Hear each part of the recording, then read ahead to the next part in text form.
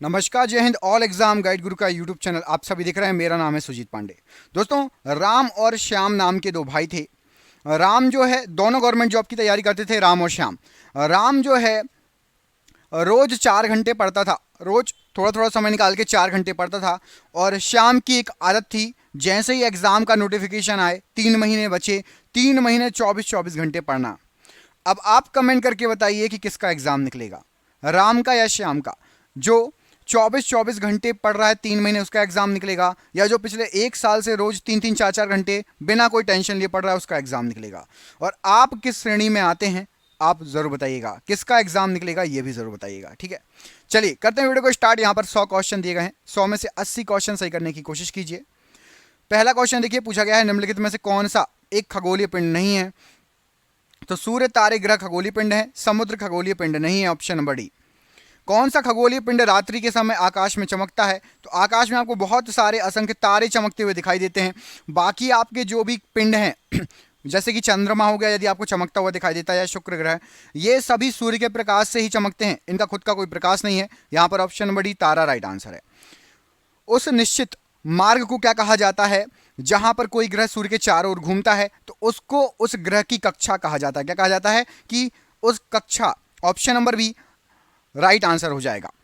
सूर्य और इसके चारों ओर चक्कर लगाने वाले खगोलीय पिंडों को क्या कहा जाता है। तो सूर्य और सूर्य के साथ साथ जो भी ग्रह उपग्रह उसके चक्कर लगाते हैं, इन सभी को मिलाकर बनता है सोलर सिस्टम, हिंदी में सौर मंडल। ऑप्शन नंबर बी सौर मंडल राइट आंसर हो जाएगा।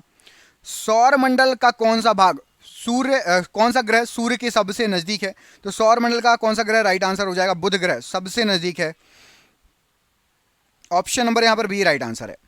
पृथ्वी पर मौजूद सभी ऊर्जाओं का मुख्य स्रोत इनमें से क्या है। सभी ऊर्जाओं का मुख्य स्रोत है आपका सूर्य, ऑप्शन नंबर यहां पर डी सूर्य। प्रश्न के लिए बिल्कुल सही आंसर हो जाएगा। पृथ्वी किस प्रकार का खगोलीय पिंड है। तो पृथ्वी एक ग्रह है, ऑप्शन नंबर यहां पर भी ग्रह है पृथ्वी, राइट आंसर हो जाएगा। किस खगोलीय पिंड को 2006 तक ग्रह माना जाता था, उसके बाद इसे ग्रह नहीं माना जाता है। तो राइट आंसर हो जाएगा आपका यहां पर यम या प्लूटो को। प्लूटो को पहले ग्रह माना जाता था, अब ग्रह नहीं माना जाता, ऑप्शन नंबर ए। जब 3/4 चांद दिखाई देता है तो उसे क्या कहा जाता है। 3/4 चांद दिखाई देगा तो उसको उन्नतोत्तर चांद कहा जाएगा, उन्नतोत्तर, ऑप्शन नंबर यहां पर बी राइट आंसर है। पूर्णिमा तिथि को पहला दिन मानते हुए किस दिन चंद्रमा अदृश्य हो जाएगा। तो यदि पूर्णिमा को पहला दिन मानोगे तो 15वें दिन आपको चंद्रमा दिखाई देना बंद हो जाएगा, अमावस्या आ जाएगी, ऑप्शन नंबर डी। रात्रि के आकाश में सबसे चमकीला वस्तु कौन सी होती है। तो रात्रि के आकाश में सबसे चमकीली वस्तु बड़ी देखा जाए तो चंद्रमा सबसे बड़ा चमकता है, हमें बड़ा दिखाई देता है, ऑप्शन नंबर बी चंद्रमा, क्योंकि हमारे पास में है, हमारा उपग्रह है, पृथ्वी का खुद का उपग्रह है। ऑप्शन नंबर बी यहाँ पर सबसे चमकीली वस्तु चंद्रमा दिखाई देती है। यदि पूरा चंद्रमा हो तो रात में भी इतना रोशनी रहता है कि आप आराम से देख सकते हैं आसपास की चीजों को। चंद्रमा की किस अवस्था में चंद्रमा अदृश्य हो जाता है। तो उसको कहा जाता है अमावस्या, ऑप्शन नंबर यहां पर डी अमावस्या। प्रश्न के लिए बिल्कुल सही आंसर हो जाएगा। एक महीने में कितनी बार आधा चांद दिखाई देगा। तो एक महीने में आपको 2 बार आधा चांद दिखाई देगा, ऑप्शन नंबर यहां पर बी, ऑप्शन नंबर डी माफ कीजिएगा, राइट आंसर हो जाएगा। चंद्रमा किस खगोलीय पिंड के चारों ओर घूमता है। तो चंद्रमा घूमता है पृथ्वी के चारों ओर, ऑप्शन नंबर यहां पर बी राइट आंसर हो जाएगा। प्रश्न के लिए कमेंट करके बताइए बुध और शुक्र के कितने उपग्रह हैं। बुध और शुक्र के कितने उपग्रह हैं, कमेंट बॉक्स में कमेंट करके बताइए। कितने उपग्रह मतलब कितने चंद्रमा है बुध और शुक्र के, कमेंट जरूर करिएगा। भूपर्पटी में पाए जाने वाला दूसरा सर्वाधिक प्रचुर तत्व कौन सा है। तो दूसरे नंबर पर सिलिकॉन, ऑप्शन नंबर भी यहां पर राइट आंसर हो जाएगा। और पहले नंबर पर सबसे ज्यादा तत्व कौन सा पाया जाता है, ये इंटेलिजेंट स्टूडेंट कमेंट करके जरूर बताइएगा। पहले नंबर पर सर्वाधिक प्रचुर तत्व, भूपर्वणी पर सर्वाधिक प्रचुर मात्रा में पाई जाने वाली धातु कौन सी है। धातु की बात करें तो एल्यूमिनियम, ऑप्शन नंबर यहां पर ए एल्यूमिनियम राइट आंसर हो जाएगा। भूकंप के दौरान कौन सी तरंगें उत्पन्न होती हैं। तो भूकंप के दौरान भूकंपीय तरंगें उत्पन्न होंगी, ऑप्शन नंबर बी भूकंपीय तरंगें राइट आंसर है। पृथ्वी की सतह की निकटतम वायुमंडल की परत कौन सी है। तो सबसे पास है क्षोभ मंडल, ऑप्शन नंबर यहां पर डी क्षोभ मंडल। प्रश्न के लिए बिल्कुल सही आंसर हो जाएगा। बांग्लादेश में गंगा नदी को क्या कहा जाता है। तो बांग्लादेश में गंगा नदी को कहा जाता है पद्मा, ऑप्शन नंबर यहां पर भी पद्मा राइट आंसर हो जाएगा। भारत का सबसे पूर्वी राज्य कौन सा है। तो भारत का सबसे पूर्वी राज्य आपका Arunachal Pradesh, option number A Arunachal Pradesh right answer हो जाएगा। आंध्र प्रदेश की एक तटीय सीमा डैश से जुड़ी है। तो आंध्र प्रदेश की एक तटीय सीमा बंगाल की खाड़ी से जुड़ी है, ऑप्शन नंबर यहां पर ए बंगाल की खाड़ी राइट आंसर है। भूटान, चीन और म्यांमार की सीमा किस राज्य से जुड़ी हुई है? तो भूटान, चीन, म्यांमार की सीमा लगती है अरुणाचल प्रदेश से। ऑप्शन नंबर सी अरुणाचल प्रदेश राइट आंसर हो जाएगा। भारत का सबसे लंबा समुद्र तट इनमें से किस शहर में स्थित है? तो सबसे लंबा समुद्र तट है आपका मरीना बीच, चेन्नई का। ऑप्शन नंबर यहाँ पर डी राइट आंसर हो जाएगा, चेन्नई। इनमें से किस भारतीय राज्य की सीमा अरब सागर से जुड़ी हुई है? तो अरब सागर से Gujarat. Option number C. Bharat और चीन के बीच की सीमा रेखा का नाम क्या है? तो भारत और चीन के बीच में मैकमोहन रेखा है। ऑप्शन नंबर बी, मैकमोहन रेखा राइट आंसर हो जाएगा। अगला क्वेश्चन देखिए, निम्न में से किस राज्य में गुरु शिखर चोटी स्थित है? तो गुरु शिखर चोटी ये स्थित है आपकी राजस्थान में। अरावली पर्वतमाला की सबसे ऊंची चोटी है। अरावली पर्वतमाला कैसी पर्वतमाला है बताइए? अवशिष्ट पर्वत है या फिर नवीन वलित? अरावली पर्वत कौन सा पर्वत है? अवशिष्ट पर्वत कहलाता है या नवीन वलित? कमेंट करके बताइए। नीलगिरी पहाड़ियों को डैश के नाम से जाना जाता है? तो नीलगिरी पहाड़ियों को नीला पर्वत भी कहा जाता है, ब्लू माउंटेन्स। ऑप्शन नंबर यहां पर डी राइट आंसर है। शेवराय हिल्स निम्नलिखित में से भारत के किस राज्य में स्थित है? तो शेवराय हिल्स ये तमिलनाडु में है। Option number D Tamil Nadu right answer है। टैगोर पहाड़ी झारखंड के किस जिले में स्थित है? तो टैगोर पहाड़ी ये रांची में है, झारखंड की राजधानी है रांची। ऑप्शन नंबर यहां पर भी रांची में है टैगोर पहाड़ियां। अमीनदीव और मिनिकॉय किस भारतीय केंद्र शासित प्रदेश के हिस्से हैं? तो ये दोनों आपके लक्षद्वीप के हिस्से हैं। ऑप्शन नंबर यहां पर डी लक्षद्वीप राइट आंसर हो जाएगा प्रश्न के लिए। भारत के किस राज्य में रेगिस्तान का एक बड़ा हिस्सा है? तो भारत के राजस्थान राज्य में रेगिस्तान का एक बड़ा हिस्सा है। Option number D, option number B Rajasthan right answer है। किस भारतीय जलप्रपात में राजा, रानी, रॉकेट और रोरर नाम के 4 अलग अलग झरने हैं? तो राजा, रानी, रॉकेट और रोरर जोग जलप्रपात में 4 अलग अलग नाम के झरने भी हैं। ऑप्शन नंबर यहां पर डी राइट आंसर है।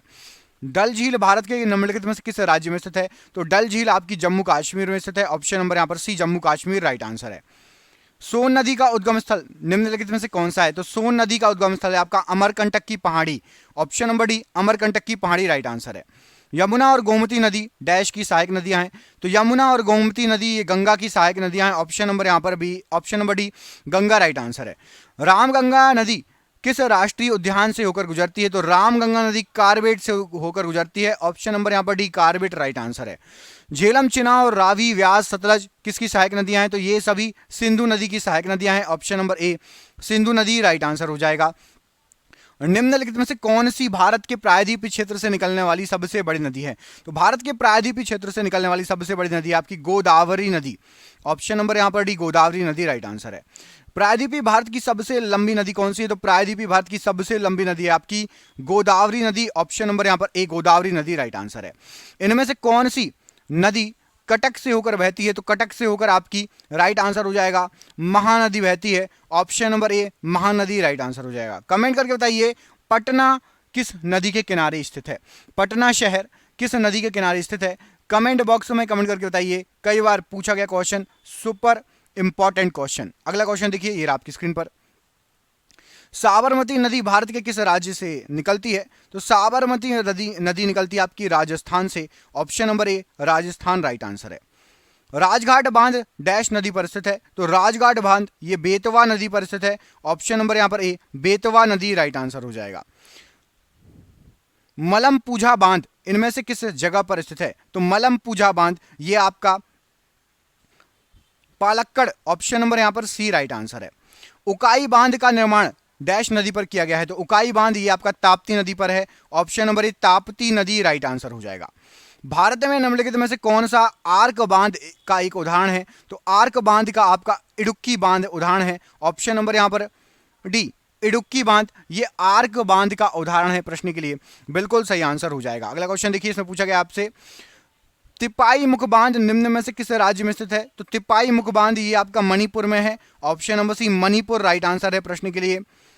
निम्नलिखित में से कौन सा बांध कृष्णा नदी पर बनाया गया है? तो कृष्णा नदी पर नागार्जुन सागर बांध बनाया गया है। ऑप्शन नंबर यहां पर भी नागार्जुन सागर बांध राइट आंसर है। उत्तर प्रदेश का कौन सा शहर कांच की चूड़ियों के उद्योग के लिए फेमस है? तो उत्तर प्रदेश का फिरोजाबाद शहर कांच की चूड़ियों के उद्योग के लिए फेमस है। ऑप्शन नंबर यहां पर डी राइट आंसर है। इंदिरा गांधी अंतरराष्ट्रीय हवाई अड्डा किस शहर में स्थित है? इंदिरा गांधी नई दिल्ली में स्थित है। ऑप्शन नंबर सी नई दिल्ली प्रश्न के लिए राइट आंसर है। झारखंड के पूर्व दिशा में कौन सा राज्य है? तो झारखंड के पूर्व दिशा में पश्चिम बंगाल है। ऑप्शन नंबर यहां पर बी राइट आंसर है। क्षेत्रफल के आधार पर निम्न में से कौन सा भारत का सबसे बड़ा राज्य है? तो क्षेत्रफल के आधार पर देखेंगे तो राजस्थान भारत का सबसे बड़ा राज्य है, ऑप्शन नंबर ए राइट आंसर है। वर्ष 2000 में इनमें से कौन सा राज्य विभाजित नहीं हुआ था? तो वर्ष 2000 में आपका महाराष्ट्र विभाजित नहीं हुआ, महाराष्ट्र तो अभी भी नहीं हुआ है। उत्तर प्रदेश, मध्य प्रदेश और बिहार ये सभी हो चुके थे। उत्तर प्रदेश को उत्तराखंड, मध्य प्रदेश से छत्तीसगढ़ और बिहार से झारखंड। अगला क्वेश्चन देखिए, भारत के निम्नलिखित में से किस शहर का उपनाम सिटी ऑफ जॉय है? तो सिटी ऑफ जॉय कलकत्ता को कहा जाता है, कोलकाता को। ऑप्शन नंबर ए कोलकाता राइट आंसर हो जाएगा प्रश्न के लिए। अच्छा, सिलिकॉन वैली या सिलिकॉन घाटी भारत के किस शहर को कहा जाता है? ये बताइए, सिलिकॉन वैली या सिलिकॉन घाटी भारत के किस शहर को कहा जाता है?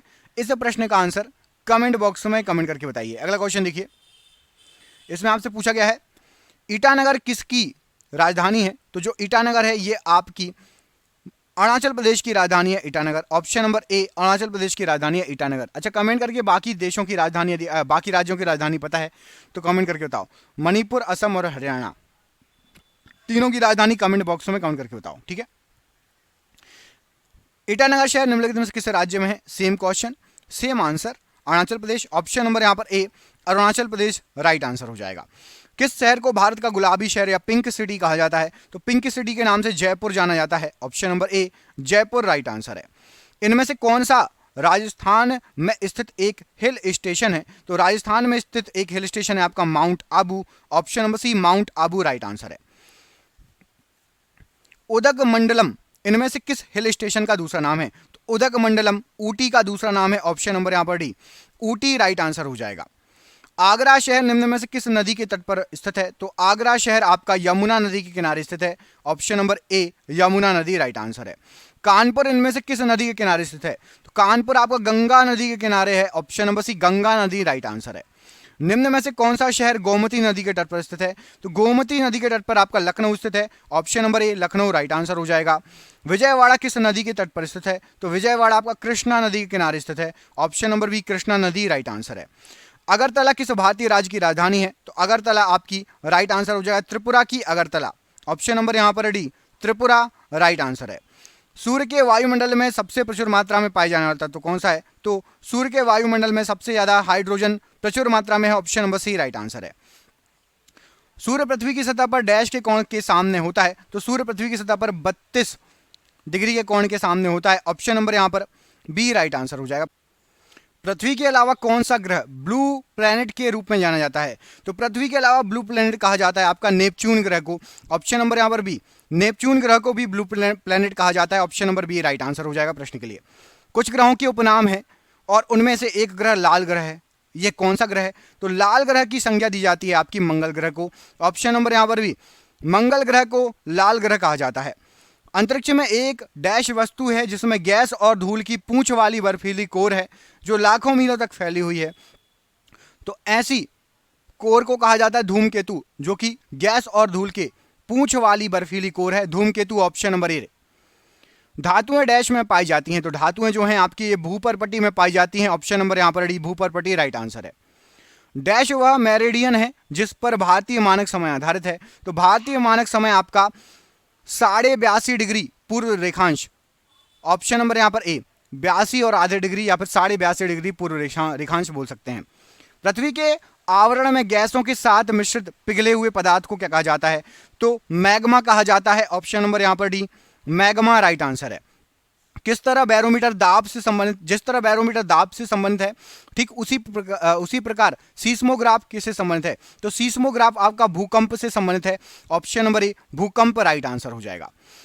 19 ईस्ट रिज जो एक अंतः समुद्री ज्वालामुखी रिज है कौन से महासागर में है? तो 19 ईस्ट रिज ये आपका हिंद महासागर में है। ऑप्शन नंबर यहां पर सी हिंद महासागर राइट आंसर है। हवा के दबाव को आप क्या कहेंगे? तो हवा के दबाव को आप वायुमंडलीय दबाव कहेंगे, atmospheric pressure. Option number C. Manitoulin द्वीप कहां पर स्थित है? तो मनीटॉलिन द्वीप ये आपका कनाडा में है, कनाडा में। ऑप्शन नंबर एक कनाडा राइट आंसर है। विश्व का सबसे बड़ा जलीय निकाय कौन सा है? तो विश्व का सबसे बड़ा जलीय निकाय आपका कैस्पियन सागर है। ऑप्शन नंबर यहां पर बी राइट आंसर हो जाएगा कैस्पियन सागर। अरब सागर भारत के डैश में स्थित है? तो अरब सागर भारत के पश्चिम में स्थित है। ऑप्शन नंबर यहां पर बी राइट आंसर है। सुंडा जल संधि दो द्वीपों के बीच में स्थित है, उनमें से एक है जावा, दूसरा द्वीप कौन सा है? तो एक है जावा, दूसरा है सुमात्रा। ऑप्शन नंबर यहां पर सी, जावा सुमात्रा प्रश्न के लिए राइट आंसर है। निम्नलिखित में से कौन सा जल स्रोत ऑस्ट्रेलिया को न्यूजीलैंड से अलग करता है? ऑस्ट्रेलिया को न्यूजीलैंड से तस्मान सागर अलग करता है। ऑप्शन नंबर यहां पर डी राइट आंसर है। दक्षिण अमेरिका में सबसे बड़ी झील कौन सी है? दक्षिण अमेरिका में सबसे बड़ी झील है आपकी झील टिटिकाका। ऑप्शन नंबर यहां पर भी झील टिटिकाका राइट आंसर है।